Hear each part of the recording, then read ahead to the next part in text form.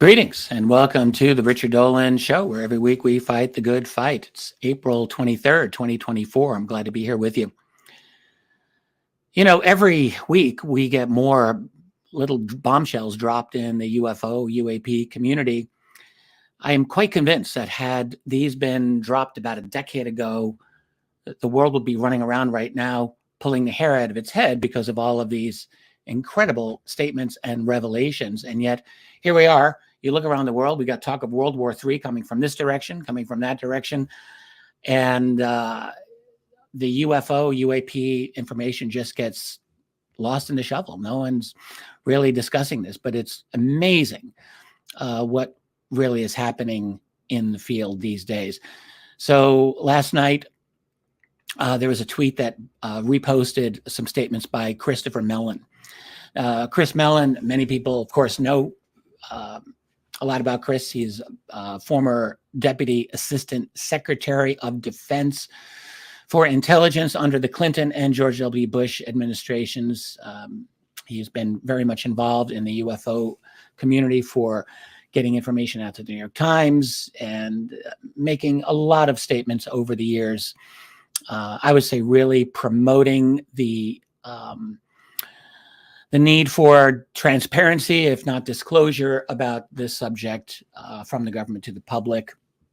I think he's made some very, very powerful statements over the years. So he just leaked something that I think is quite significant that was shared on Twitter. And it's on his Substack, which I've got linked below. I strongly recommend you go check out Chris Mellon's Substack. But what he did is he shared a private message between himself and an unnamed senior U.S. government official, which seemingly confirms a crash retrieval program of UFOs, UAP, and the recovery of one such craft in Kingman, Arizona in the 1950s. For those of you who have studied this subject for any amount of time, you may very well have heard of the Kingman crash of 1953, or at least we could say the Kingman recovery. Was it a crash or was it a landing? But from 1953. And so this is a statement that really strongly confirms it. And I think I'm just going to start by sharing the signal message that he shared. And by the way, Chris shared this.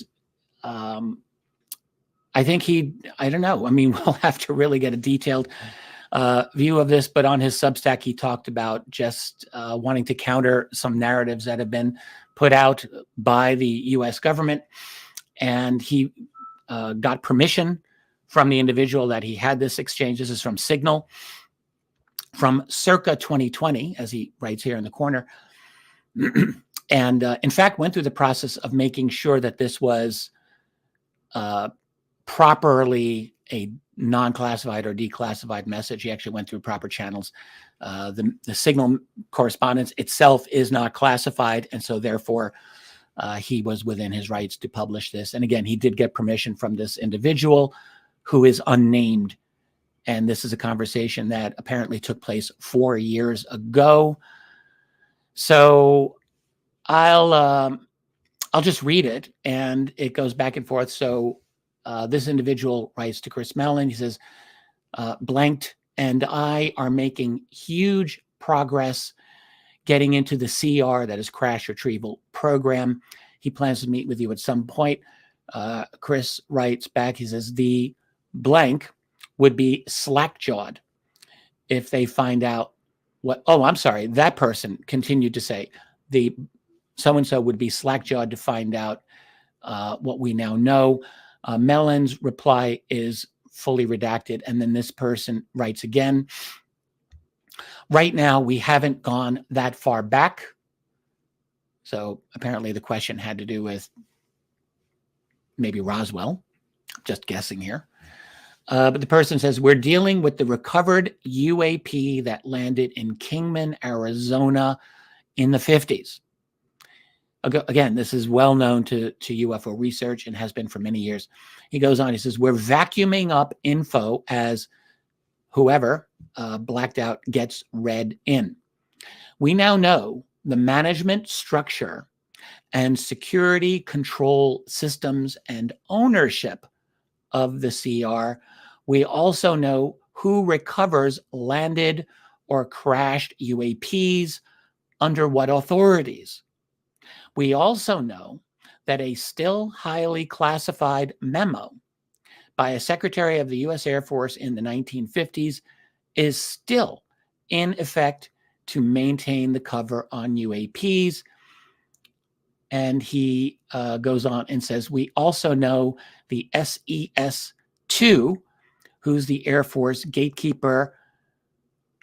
I'll discuss that in a moment. And then this is from a tweet, I think from UFO Secrecy on Twitter. This is quoting part of Mellon's Substack article. Again, you could read the whole thing below. And here he's really just giving his explanation as to why he released this and how he was able to release this conversation as he did. So it's all very, very, very interesting.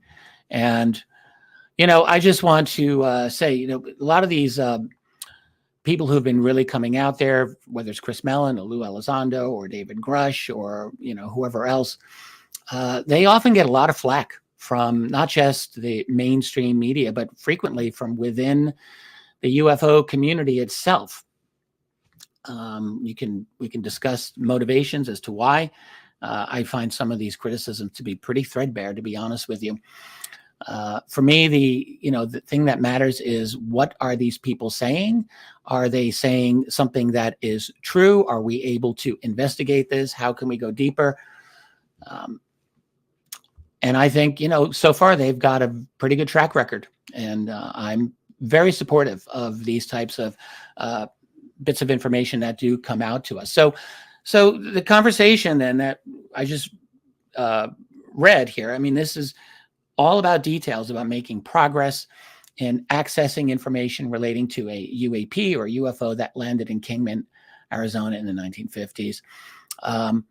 He talks about the program's management,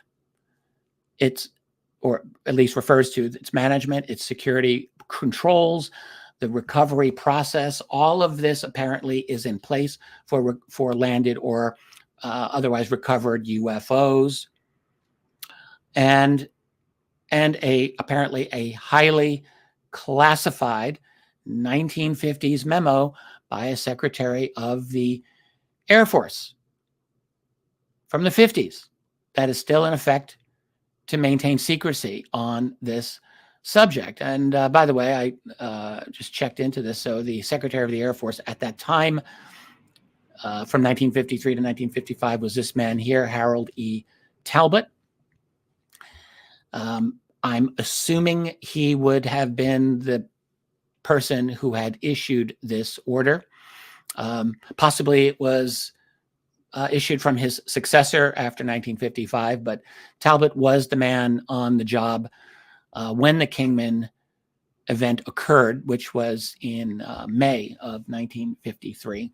So he would have been on the spot at that time, and it's probably an assumption, reasonable assumption, that he would have been the guy to have issued the order, but that's all conjecture at this point.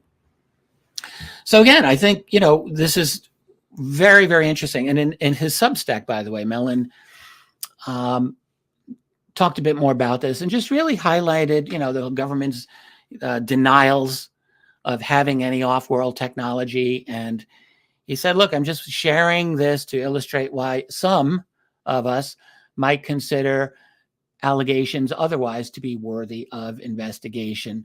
Yeah, absolutely. We've been hearing for some time now that, very serious conversations on this have been taking place behind closed doors in and around Capitol Hill. And this is simply more confirmation of that. Mellon went on and just said, look, the government can deny whatever they want, but we know there've been over 1,000 military UAP reports that have been recorded in recent years. And he talked about drone overflights over U.S. bases and warships, obviously, which we've been hearing a lot about. And just stating his position that, what is needed is a serious congressional and executive branch attention to the UAP subject and everything that goes along with it.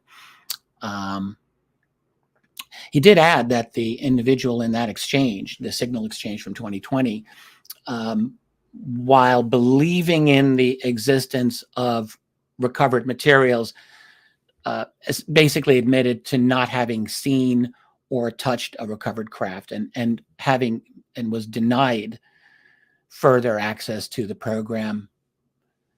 So that's pretty interesting too. I looked up what SES was, because that person at SES was said to be like a gatekeeper essentially. And I didn't know what that was, but it turns out that it stands for a Senior Executive Service, SES. That's within the U.S. federal government. And it's a position classification that, at least from what I was reading, is very important to the functioning of the government as they've got it set up. I could not find a specific designation of SES2, but that just may be that I just didn't look hard enough. But as a whole, SES is said to serve as a bridge between the highest ranking appointed officials in the federal government and then the rest of the whole federal workforce. So they're supposed to be responsible for operating and overseeing nearly every or many different types of government activities in different agencies and departments. And it was supposedly established to ensure that the executive management of the government is responsive to the nation, that is the needs of the nation, policies, goals, and is accountable to the public. So if, presumably the individual at SES there who is the gatekeeper has decided, because this was 4 years ago, that the public does not have a need or should not know about this. I mean, that's what I would assume. These are pretty high-level people, and one of them is a gatekeeper, according to that exchange, of UAP information, either on Kingman or the subject as a whole. Very interesting. And by the way, so I'm recording this before I bring on my friend and colleague, Michael Schratt, to discuss some of this with us. But I'll just say before I bring Michael on that the 1953 Kingman, Arizona crash recovery is a very important one. This was actually known to researchers really before we even, researchers of the 70s investigated Roswell. So the Kingman crash or the Kingman recovery, I keep saying recovery over crash because it's not clear to me that this was a crash, because from what we have learned, the craft was recovered essentially intact. But 1953 was a big year. I mean, you have a huge wave of UFO sightings in the United States in 1952. It's been discussed a lot. There was a huge wave of UFOs that took place around the world, particularly Europe, but also South America in 1954. 1953 was also a pretty big year of UFO sightings in the United States and elsewhere. It was not a quiet year. So there was a lot going on in the phenomenon at this particular time. And whereas we don't, you think of UFO crash, people think of Roswell. Not surprising. Roswell has, dozens of witnesses who've gone on the record to talk about this. Very few other crash retrieval events have anywhere near that amount in terms of witness testimony. But Kingman was actually investigated or at least discussed as early as 1973. Now, in the case of Roswell, of course, we had the newspaper account that came out in 1947, but Roswell was buried for another 30 years after that. It wasn't until the late 1970s that we were starting to learn really any kind of detail about Roswell. Kingman was discussed. Ray Fowler, the legendary UFO researcher, actually discovered this case, investigated the case, and then it was written about by Leonard Stringfield in one of Stringfield's books from the late 70s called Situation Red. So this predates the public recognition of the Roswell incident by quite a few years. So in the Kingman crash, you have a description of basically a perfect kind of flying saucer, I think about 30 feet in diameter. We're going to talk with Michael about this. Michael Schratt is, in my opinion, the best living expert, at least in the public realm that I'm aware of, on the Kingman event. But it was made of a kind of a dull silver metal. The key witness initially went under the pseudonym of Fritz Werner, but his actual name was Arthur Stansel Jr., and he was an engineer on a U.S. Air Force contract with the Atomic Energy Commission, which is now the Department of Energy, for a project called Operation Upshot Knothole, a series of nuclear tests that were conducted at that time. And so Stansel stated that he had seen a crashed object and a dead alien, about 4 feet tall, in a kind of silvery metallic suit. And there have been other whistleblowers as well who have referred to Kingman. Probably the best known of those was Bill Uhouse, who also made statements about the Kingman crash and actually stated that this was being used in reverse engineering efforts. So we're going to talk with Michael about that, I have no doubt. So it's a very interesting statement that Chris Mellon has released. I really want to offer my support for that. And, is it true what, this other person was saying to him? Well, it seemed to have been said in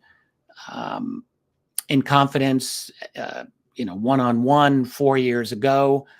I think presumably the other individual had no reason to pull a fast one on Chris Mellon or deceive him in any way. I'm sure that wasn't the case.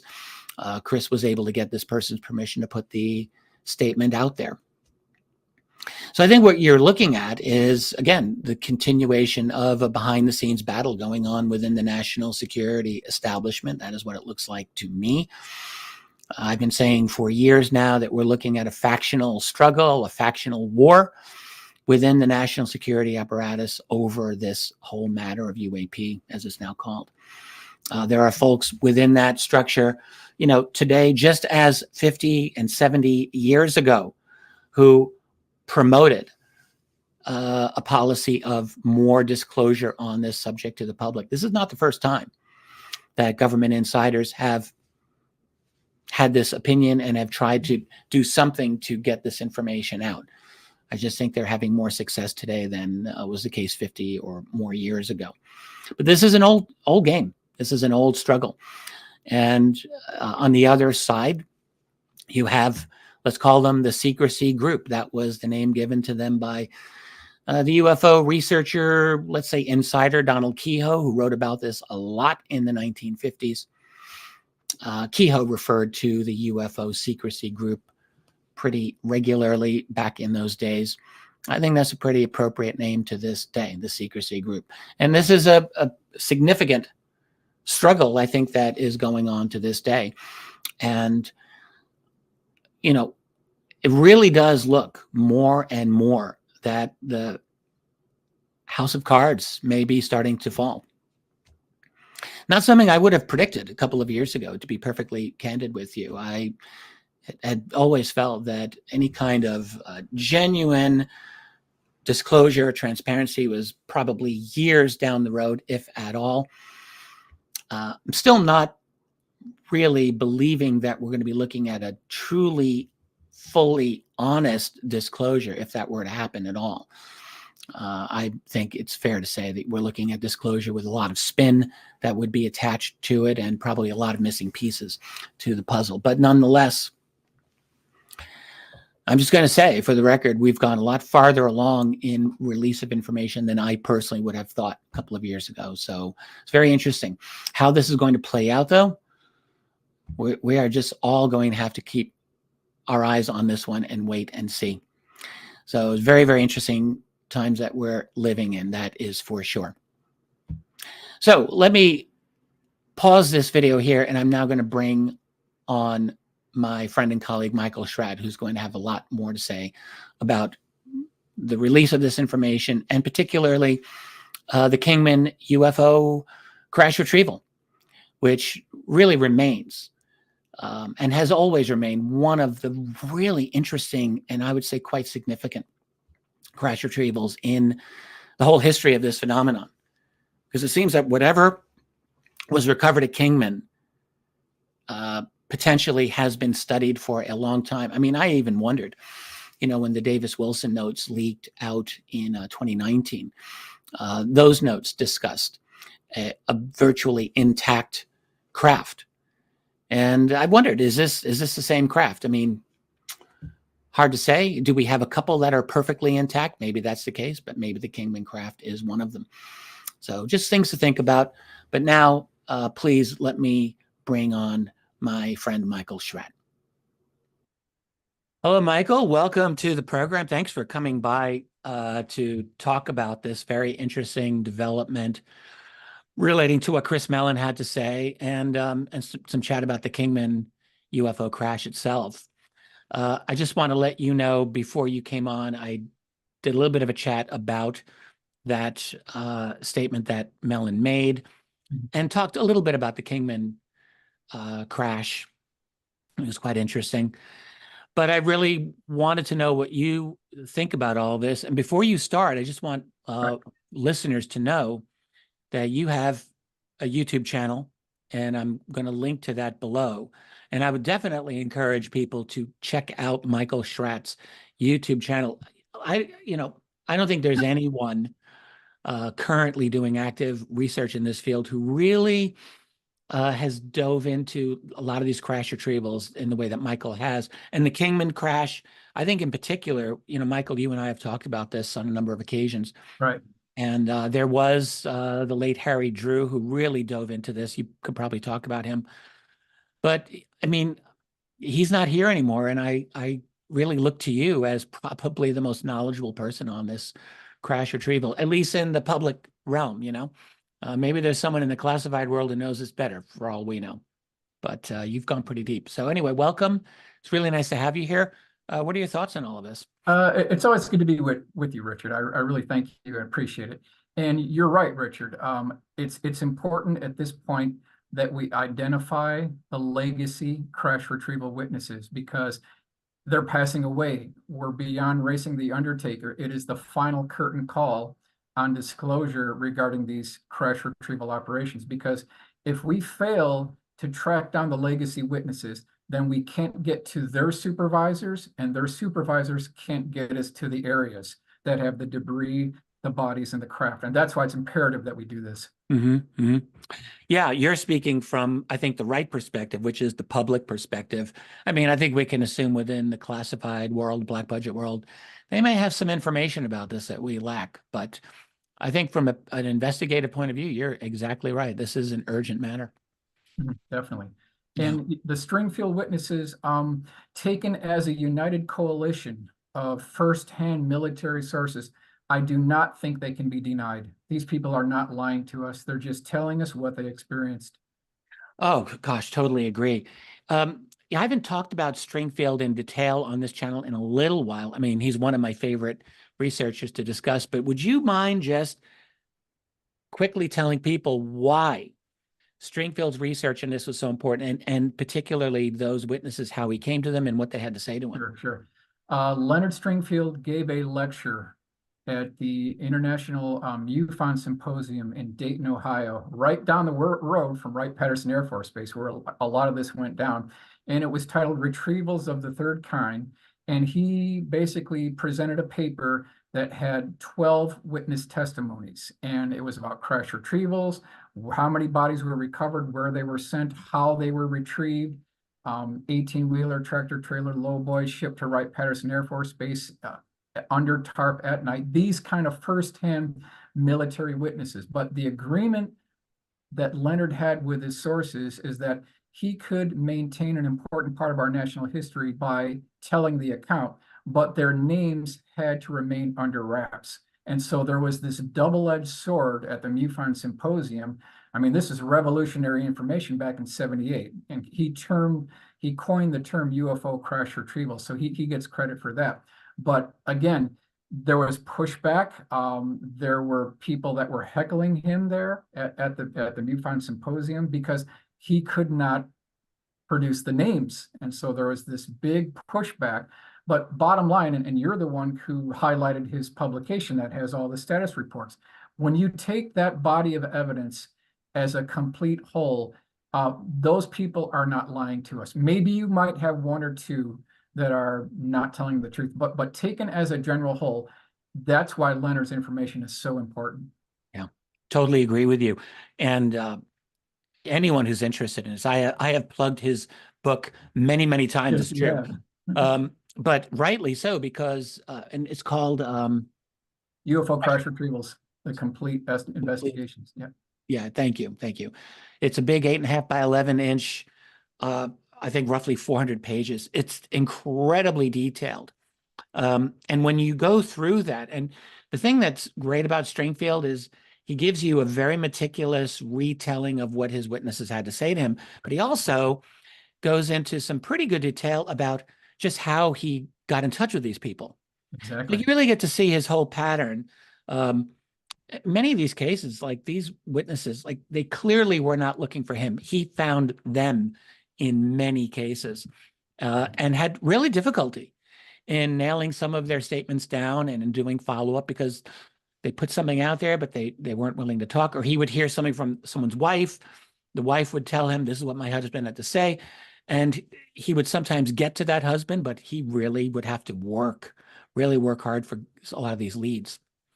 Yeah, that's right. And you know, what's interesting, Richard, is when you look at those cases together, you can see a common denominator that goes through a lot of them. For example, in 1963, he talks about a Marine who was involved in guarding a dish-shaped craft at an undisclosed location. This is December 1963. Now, this guard, when he's watching all this go down, he sees these white lab coat technicians try to pierce the skin of the craft with a diamond tip drill bit. In the same book, there's a case in the early 1950s where something came down near Farmington, and he also states that they were using diamond tip drill bits to get in that one too. So when you start looking at this and these things start falling into place, now we see this tapestry, this 400-piece puzzle coming into view now. Yeah, very, very interesting. Really good points. So do you have anything, and you know the Kingman crash retrieval very well. Is it a crash retrieval, or is it just a landed recovered craft? I really wonder about that sometimes. I'm glad you mentioned that, Richard. So I want to get into that. Should I share my screen here? Please, yeah. You've got some good visuals. I think let's hope this works here. Let's go here. Hopefully this will work. Okay. Are you seeing this, Richard? Perfect. Yes. Okay, good. All right. So let's move this over here. That looks good. Okay. So bottom line is, now this is, got to give credit where credit is due. Harry Drew is the principal investigator, and as you mentioned, he's no longer with us, but basically he said that the Kingman UFO crash retrieval was in point of fact not a crash, it was a forced landing. When this thing came down at about a 30-degree angle, it buried itself about 20 inches into the soil, but was in perfect working order. So this was actually a forced landing and not a crash retrieval. And I want to go in how this happened, how it was actually yes, a forced landing here. Let's see if I can move on to the next slide. So when we talk about Kingman Army Airfield, this whole place closed down November of 1945 and later became a repository for surplus World War II aircraft. Bottom line is you could buy a P-51 Mustang for $3,500, Richard. Wow. A P-51 for $3,500. I mean, we're talking about 1.2, 1.8 now, might be 2 million. If we had the forethought to go back in time and invest in these surplus war, we'd all be drinking those tropical drinks, you know? Well, yeah, I mean, that's 1950s dollars though. So, but still, I'm guessing it's a lot cheaper than it would be today, right? Oh, for sure, for sure. So bottom line is, if this whole place closed down November 1945, then how does the Kingman retrieval operation play into the story here? And that's why we have to go to this aircraft, which is a unsuspecting aircraft in this whole story, but it plays a major role because this is the Russian Tu-95 Bear strategic bomber, first flight November 12th, 1952. And that's the date that's important, 1952. What they were trying to do, the Air Force were trying to do, they were trying to extend their radar range beyond 125 miles so that they could track these strategic bombers doing a bombing run on the continental United States. And so what they were trying to do is experiment with high-powered radars so that they could perfect this technology. And it all stems from this aircraft. They were trying to track this aircraft. And so according to Harry Drew, what they set up doing here is they had a triangular high-powered radar range. One was at a place in Kingman, and then there was another location about 8 miles to the east of Kingman, and then up at Red Lake, and this formed a triangular range. Now, the craft came in from the north, went through the range, was disabled, and then X marks the spot. In this case, a star marks the spot. Approximately 10 miles southeast of Kingman is where this thing came down. Now, this is according to Harry Drew. This is kind of the layout here. I'm going to go to the next slide here, and this is our article here. 30 feet in diameter, as you kind of mentioned before, 14 feet high. It had a small hatchway on the lower dome. There was what looked like ridges wrapped around the outer circumference of the craft itself, almost looked like slots. And I've got a couple of bullet items up on the top here. This is May 18th, 1953, forced landing. Surface was kind of a brushed aluminum exterior, buried 20 inches into the sand. According to Harry Drew, 4 humanoid-looking beings were recovered. They were taken alive by the military. Primary eyewitness is Arthur G. Stanzel, who I want to talk about a little bit later here. 40 engineers left Phoenix and went up to the site, which I'm going to get into. And then this kind of forms the basis of the Area 51 story, which is hotly contested in this entire case. And let's move on a little bit here. Now, this is the map of where the 25 engineers and scientists departed from Indian Springs by plane. They landed in Phoenix. They were joined by 15 additional engineers and scientists. And then they took a long dirt road up to Kingman. They got there very late at night. So we've got 40 engineers and scientists that arrive at the scene, and this is the overall map. I'm going to go to the next slide. They went to Phoenix first, though. They went to Phoenix first to pick up the other 15, and then they headed north toward Kingman. Gotcha. They got there in a General Motors Model 3301 bus that had blacked out windows, and that's how they got there. This is all according to Harry Drew. I mean, he's nailed it down to the actual model of the bus, and he knows the bus driver too. Long since gone now, but he's done a tremendous amount of research. So we've got 40 people on the bus, and I'm going to go to the next slide here. And when they get there, this is what they see. There's about 50 personnel, MPs, surrounding the craft itself. You see the bus in the background. They had 2 high-intensity LiDAR devices, one on the right, one on the left. They had 1 tent set up at 4 corners of the retrieval operation. And yet, as you can see, this thing came down at about a 20-degree angle, buried itself about 20 inches into the soil, and then there's this opening in the lower section of the rim. Now, we've got some interesting statements by Harry Drew indicating that there were multiple medical personnel that tried to enter this craft, and within a matter of minutes, they were disoriented, they got sick. It was very difficult for anybody to stay in any length of time within this craft. And this is somewhat confirmed by an interesting engineer that we'll talk about a little bit later here. So this is basically the outline at the site. Now, a couple of bullet items. When we got to the site, the bus parked approximately 50 feet from the object. Number 2, upon arrival, team members were told that they were here to examine a super secret Air Force vehicle that had come down. That's what they were told. Now, another point that Harry talked about is when these engineers and scientists, when they left the bus, it wasn't a haphazard departure. It wasn't like all 40 people departed the bus.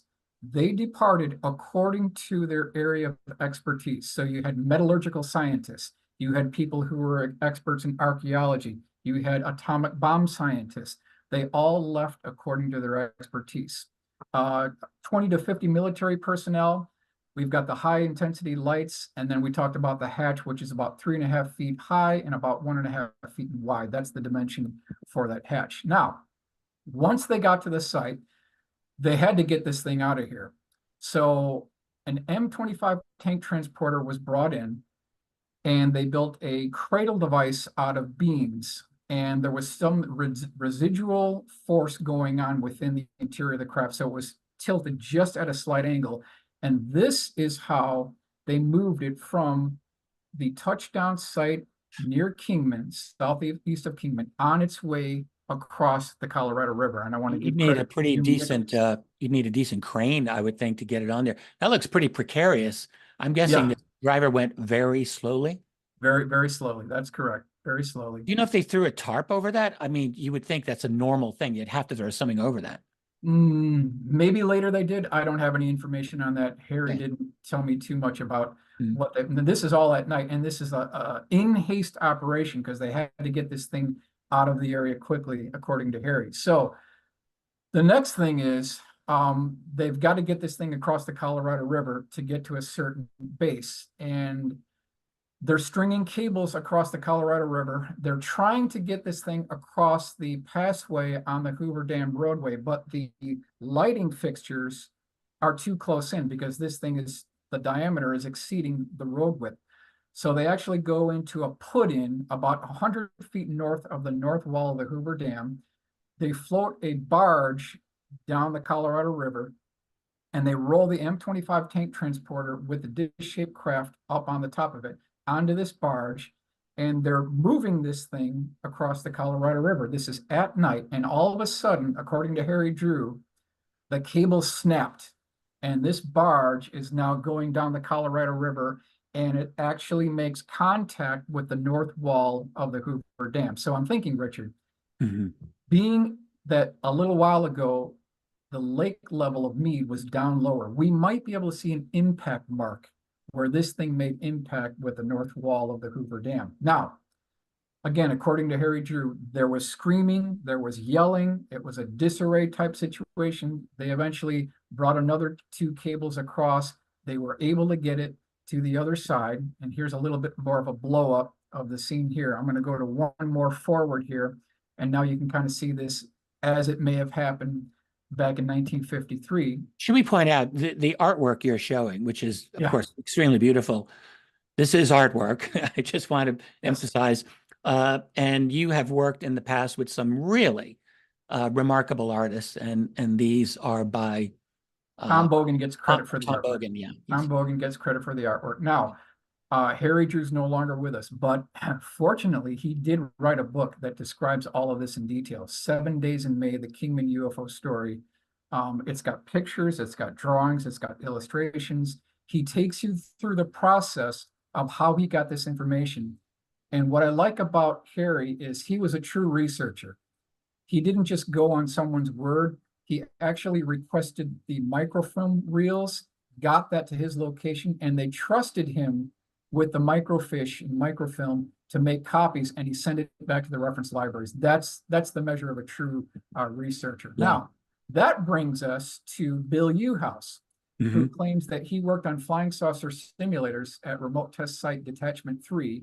And the primary feature on this entire operation here with the simulator is a 36-inch diameter gimbal ball, which you see on the upper top view. That allows kind of a 360-degree rotation. And he mentioned that he was involved in doing the detailed interior of the instrument panel on these craft. But he also mentioned that people who were associated with the simulator, when they got inside the craft, they got sick as well. And that tracks with what Harry Drew had talked about through his witnesses. So we have a little bit of an independent confirmation here. Now I want to move on to the next slide that gives you kind of a SolidWorks rendering of what this gimbal device looks like. So really, in your assessment, Richard, have you heard of anything else to confirm Bill Uhouse's account of these simulators? No, I mean, many people, myself, are very familiar with what Uhouse had said about this, Right. That it was used for flight simulation. But to be honest with you, I've not heard of any other corroboration, and I didn't really know how the simulation physically would have taken place. So this is very interesting to me that you're giving a good visual to demonstrate just how this might have happened. Yeah, the key device would be this 36-inch diameter gimbal device. So Author and researcher Harry Drew stated that the primary source for detailed information on the Kingman case was an atomic bomb scientist named Arthur G. Stanzel. So it really hinges on this guy. He was 28 years old when this all went down, and he was involved in Operation Upshot Knothole, March 17th, 1953 to June 4th, 1953. That's within the Kingman event. Those timelines and dates actually check out. So what I started doing is I didn't leave it here. I started digging and trying to figure out, can we verify that this gentleman is in point of fact is who he said he is here? So I pulled up his obituary. Arthur G. Stanzel, 82, December 3rd, 2006, in New Hampshire, former engineer with GTE Sylvania Apollo program in Needham. So this is 1924 to 2006. So that checks out with what Harry Drew had talked about. So then I went into legacy.com and I pulled up this information, and we'll kind of rip through this quickly here. For 12 years, he worked as a civilian with the United States Air Force at Wright-Patterson Field, where he worked on many historical programs, including certain aspects of the famous Manhattan Project. Yeah, there we go. Among his assignments was a study of the effects of atomic blast on structures. In this assignment, he witnessed 3 experimental atomic blasts at close range. He served as a project engineer for GAM-72 guided missile development. For 2 years, he worked on activation mechanisms for the Curtiss Wright Corporation in Caldwell, New Jersey. He subsequently worked for several engineering companies in New York City and New Jersey. And just he was the real deal. Yeah, a particularly interesting and adventurous program to which Arthur contributed was the study of aircraft landing systems. This task took him to Greenland and the South Pole. He came to New England in the 1960s as an employee of Raytheon Corporation in Bedford, Massachusetts. His interesting and varied career in science and engineering continued, and the next 12 years were spent as a principal engineer of Raytheon's Apollo space program and 15 years as program manager for GTE Systems Sylvania Apollo software support. This checks out with what the other obituary said. So then I dug a little bit further here and I came up with this article. Dayton Daily News, April 5th, 1957, 111,000-pound plane skis to world mark. And then it talks about here C-123, and you can see the engineers basically installing these skis on the C-120. Okay, so what I want to highlight here, and again, the reference is Dayton Daily News, April 5th, 1957. And this is one of these confirming little aspects here that plays a bigger picture here. It says both are with the WADC, Wright Air Development Center, Directorate of Flight and All-Weather Testing. Task Force Coordinator is Arthur G. Stanzel. So this is our man. This confirms that he was connected to Wright Field, Wright-Patterson Air Force Base, and this is what tracks with the obituary. Now, I want to go a little bit further here, and this is a letter to Jalen Hynek from Raymond Fowler, May 19th, 1973. I'm not going to read this whole thing, but if you look at the bullet items here and the dating of this gentleman's biography, June 1949 to November 1953, Air Material Command Installations Division, Wright-Patterson Air Force Base. Supervisor Eric Wang. And I know, Richard, you're familiar with him. Yes, Eric Wang is one of these people. Remember the late Bill Steinman, a UFO researcher back in the day who looked into the Aztec crafts. Right. I know he was deep into hunting this man's identity down, but you probably know more about Eric Wang than I do. He was a very, very important scientist who had important information, operational information about this whole program, I believe. Yeah, there's also references to him within the Stringfield collection too. And I wanted to highlight just this bottom paragraph here. It says, during this period, the witness was involved in R&D techniques for determining blast effects on buildings and structures. He also was on special assignment as a project engineer for the Air Force Buildings and Structures portion of Operation Upshot Knothole, held at the Atomic Proving Ground, Nevada. His supervisor there was Dr. Edward Dahl. It was Dahl that informed him of the special assignment, which turned out to be the investigation of a crash UFO. So there's a name. Did you say Dahl, or I thought there's an Eric Wang, and did I just mishear you? No, we have Eric Wang, and then below that we have Ed or Edward Okay, Dahl. great. Yep. So, there's people that we can follow up on here, and the paper trail kind of continues. But again, I just wanted to confirm that this actually tracks with the obituary. We do have our man here. So. Oh, yes.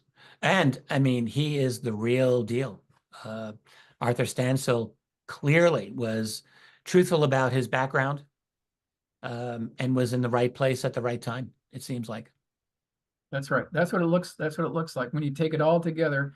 Yeah. And we've got independent confirmation from other sources talking about seeing photographs that were brought home to show people, and then later they were fired because that photograph was missing and it was in a Southwest location, which may or may not be Kingman, Arizona. But so we have a little bit of kind of tangential information that seems to confirm it as well.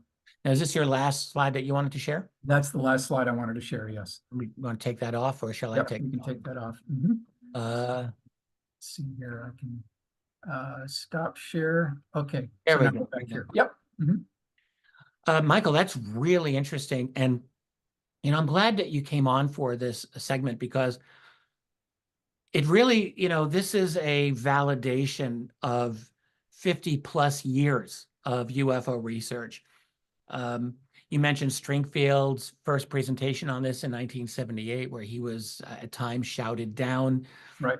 There's been so much ridicule associated with crash retrieval research for so many years. Only recently has our culture started to come around and think, oh, yeah, maybe there are these UFO crash retrievals. But the idea was so outrageous for so long. But again, back to Chris Mellon's statement just from yesterday, I think, we're looking at potentially a significant corroboration and maybe confirmation of a lot of these types of claims. Definitely the Kingman one, that's important. And that made me think of you immediately. So I'm so grateful that you came on. I want people, once again, to know about your channel. It's Michael Schratt on YouTube. I will link below. You do fairly regular uploads these days. Correct. And it's all like, this is what you do. Yes, it's true. Great visuals. You are a wealth of you do your own work with SolidWorks. Is that what you're? SolidWorks, AutoCAD, Yeah. but I can only take these cases so far, Richard. I have to commission professional artists to do these biomorphic aircraft designs, something that has smooth, continuous curvature. That requires a professional to do this. And, Oh, I want to make these cases come alive. I really do. You succeed, and I have no doubt people are very grateful to see this. We've done programs on my on channel before, and you've Right. Generously showed a lot of those images. It's really great that you can do that again. But I just want people to know you do this all the time on your channel. Correct. Do check out Michael. This is a direct plug. Yes, it's a plug for Michael Schratt's channel.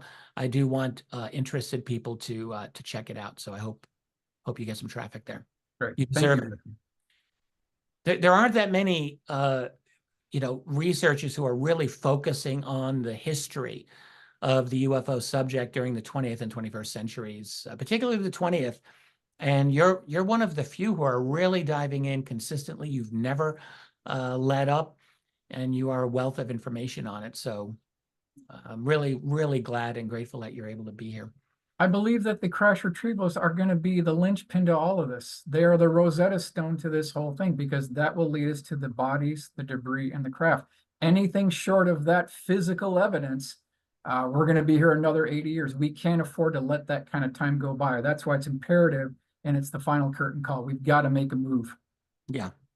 Yes, agreed. Well, I don't know if I have anything else to add. I'm really glad that you were able to do this with us, Michael, and I wish you well. We'll be in touch. We always are, and I think I'm going to see you in about a month or so. Yes, that's true. At the Contact in the Desert, excuse me, in near Palm Springs, Indian Wells, California. So Correct. a lot of fun. Okay, well, that'll be it for here. I want to thank everyone for sticking with us. A really interesting news day, and one that has a lot more historical research to support it than sometimes people might realize. And that is why we had Michael Schratt on here to help provide that support. So again, very glad for that. Everyone have a very great day. I will be back soon. Oh, if you like what I do, like the video, share the video, subscribe to the channel, and all of that. That was my my forgetful nature. And again, thank you for everyone who is here with us for this special presentation. Okay, let's keep fighting the good fight. Later.